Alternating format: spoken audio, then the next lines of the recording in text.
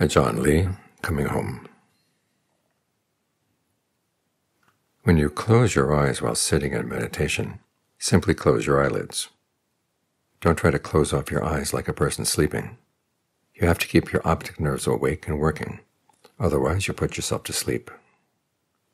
Think of your internal meditation object, the in and out breath, and then think of bringing your external meditation object, Bhutto, awake, which is one of the virtues of the Lord Buddha, in with the breath. Once you can focus comfortably on the breath, let the breath spread throughout the body until you feel light, supple, and at ease. This is called maintaining the proper quality in practicing concentration. To keep the mind fixed so that it doesn't stray away from the breath is called maintaining the proper object. Being firmly mindful of your meditation word without any lapses is called maintaining the proper intention. When you can keep your mind fixed in these three component factors, you can say that you're practicing meditation. Once we set our mind on doing good in this way, things that aren't good, the hindrances, are bound to come stealing into the mind.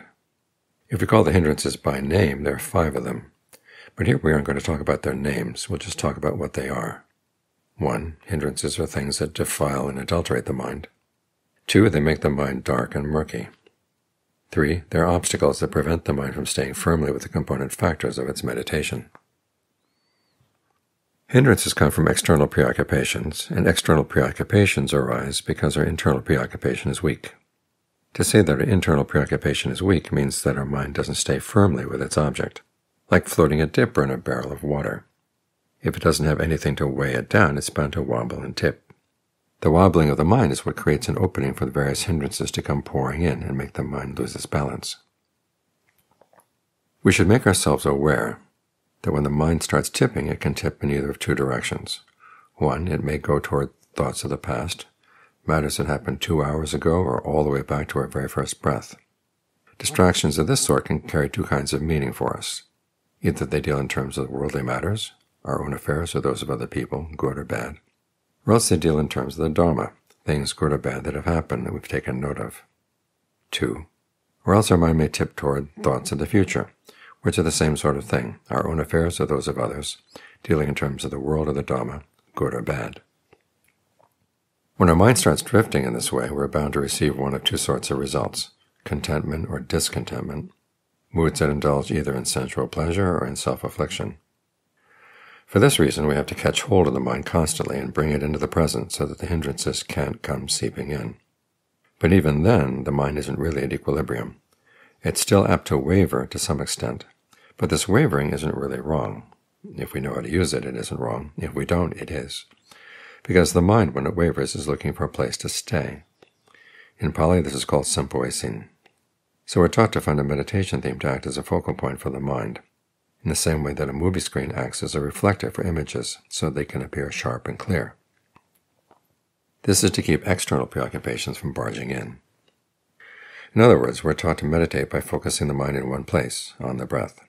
When we think of the breath, that's called vitakka. That's when we think boot in, toe out, like we're doing right now.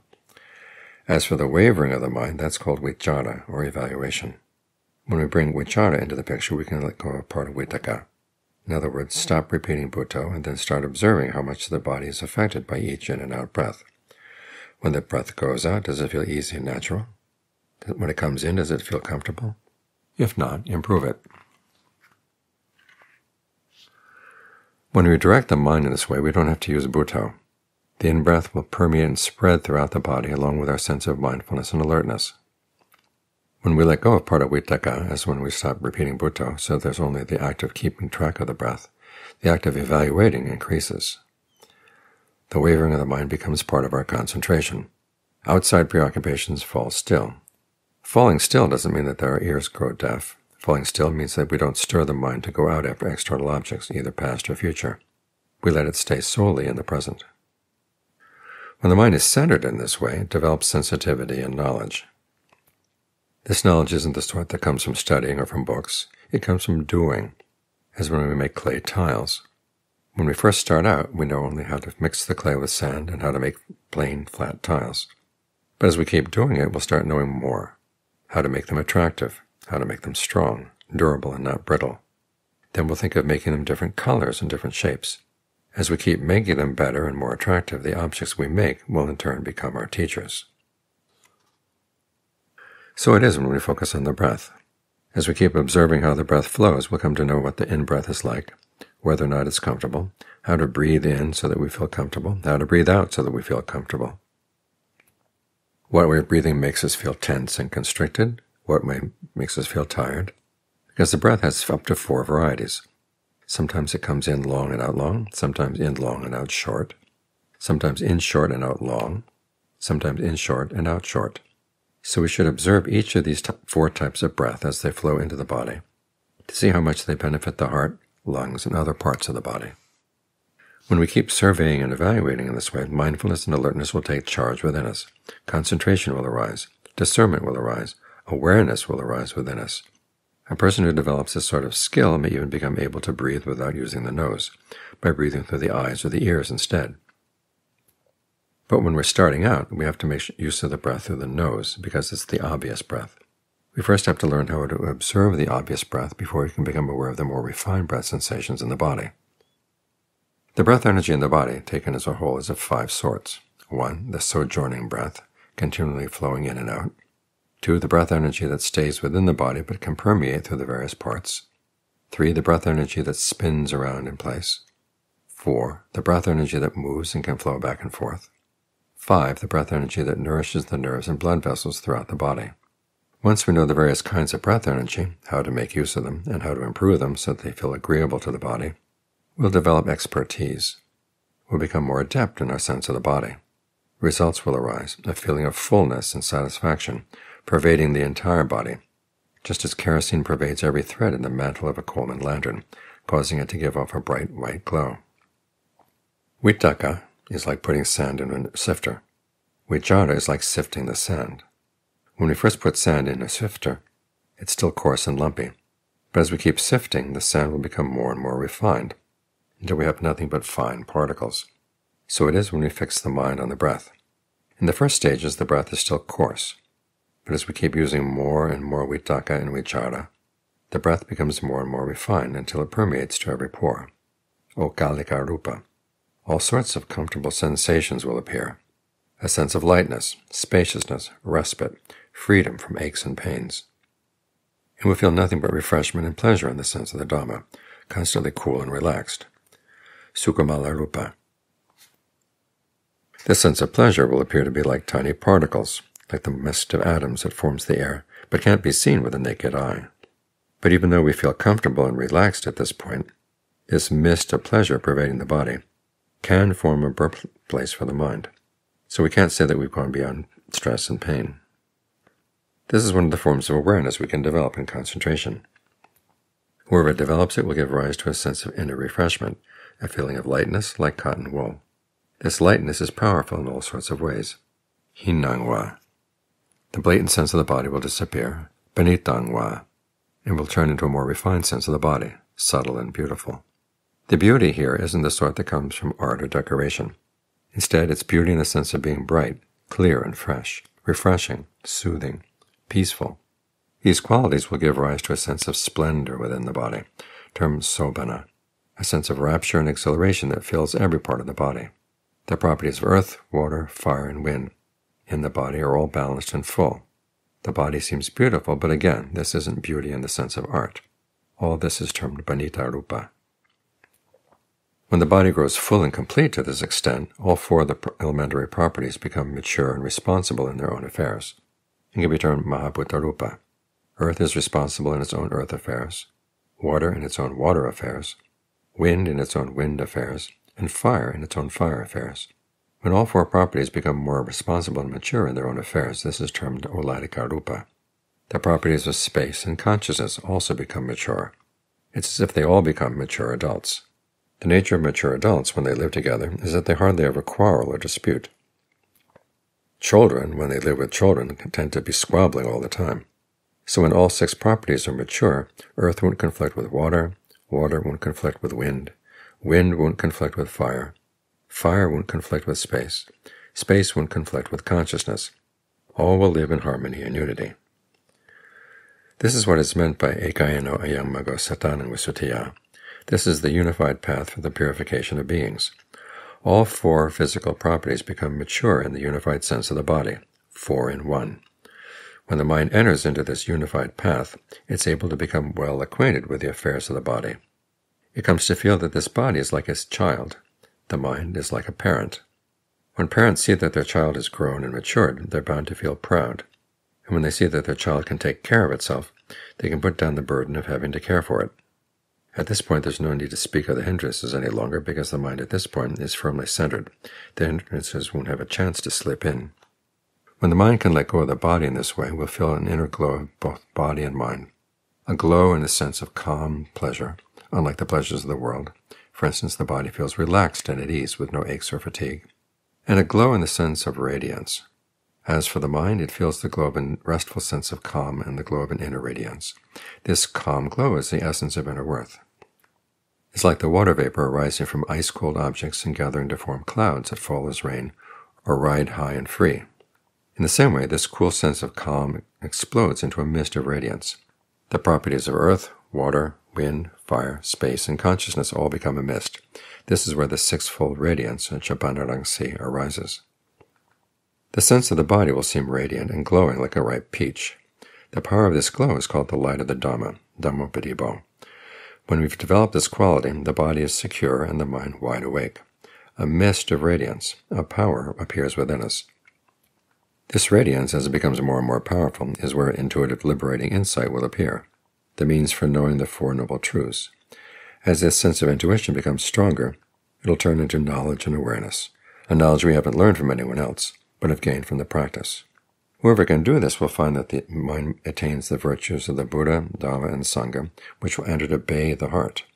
Such a person can be said to have truly reached the refuge of the Buddha, Dhamma, and Sangha.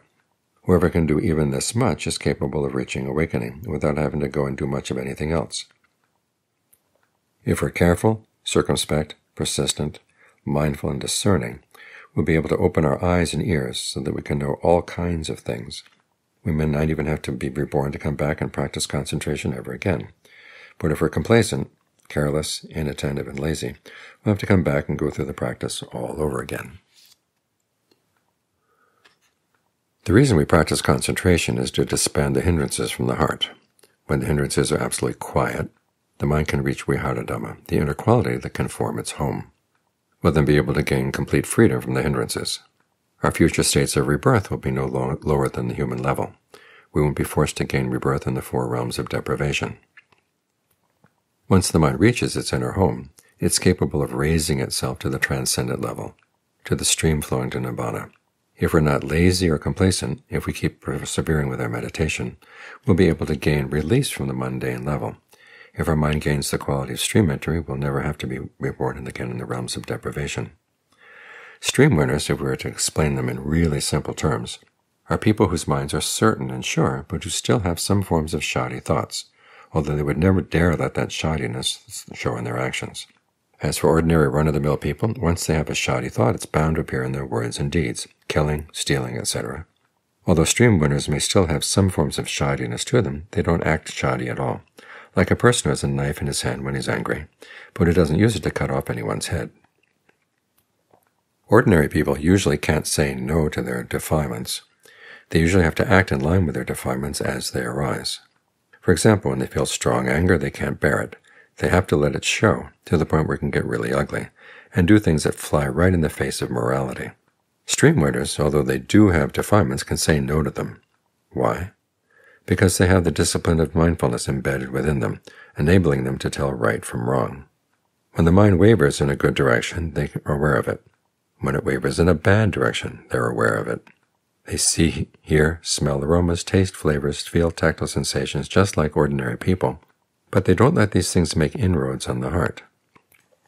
They have the self-control that enables them to withstand their defilements, like a person who is able to carry a bowl full of water while running without spilling a single drop.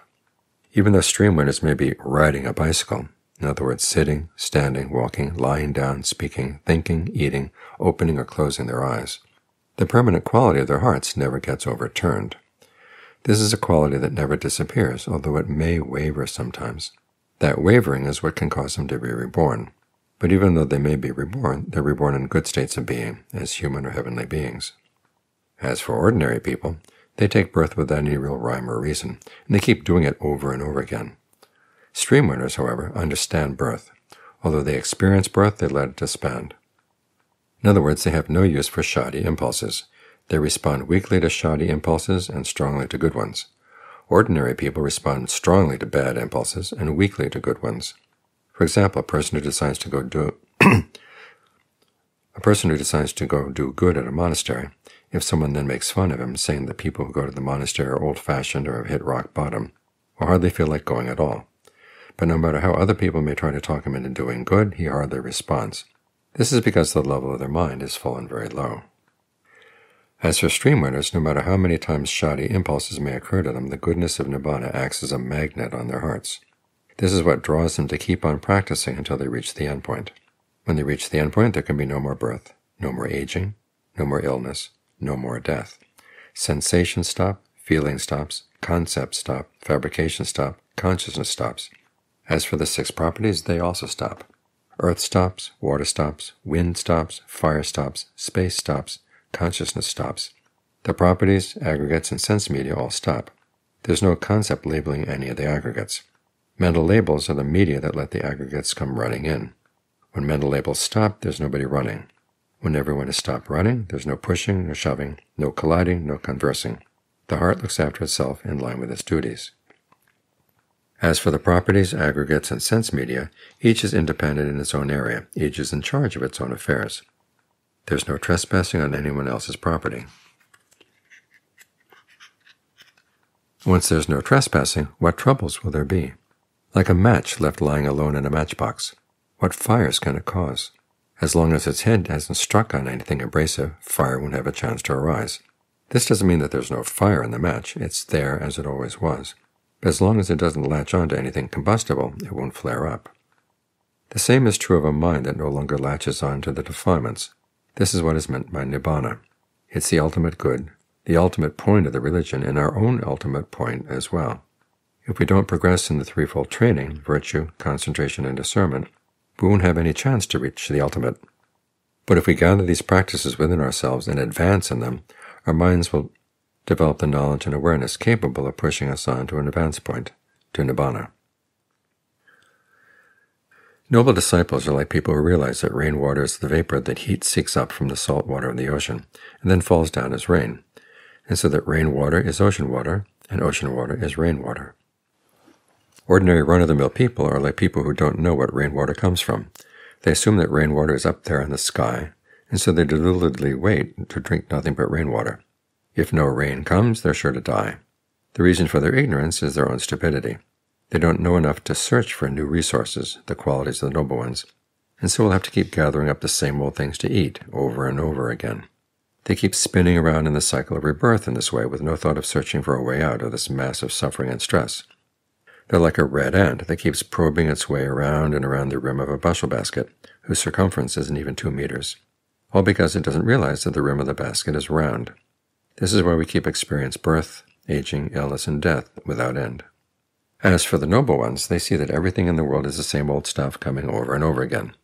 Wealth and poverty, good and bad, pleasure and pain, praise and censure, etc. keep trading places around and around in circles. This is the cycle of defilement, which causes ignorant people to misunderstand. The world itself spins. Sunday, Monday, Tuesday, Wednesday, Thursday, Friday, Saturday, and then back to the same old Sunday all over again. January, February, March, April, May, up to November and December, and then back to January. The year of the rat, the ox, the tiger, all the way up to the year of the pig, and then back to the same old year of the rat all over again. Everything is like this. Night following day, day following night. Nighttime isn't for sure. Our daytime is other people's nighttime. Their daytime is our nighttime. Things keep changing like this. This is called the wheel of the world, which causes people with only partial knowledge to misunderstand and to quarrel.